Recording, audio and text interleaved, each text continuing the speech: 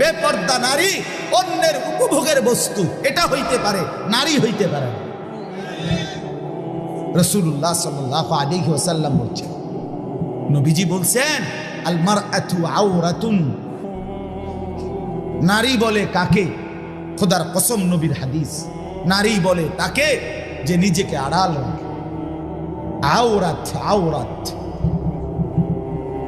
যে নিজেকে লুকিয়ে রাখে, যে নিজেকে গোপন রাখে, যে নিজেকে আড়াল করে, তাকেই বলে নারী। এক শব্দে নবী বলছে, ফাইজা খারাজাত ইস্তাশরাফাহা শাইতান।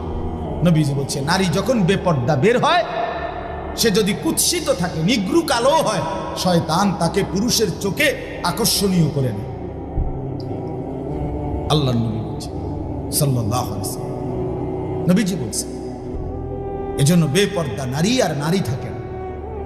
কোরআনুল কারীম আল্লাহ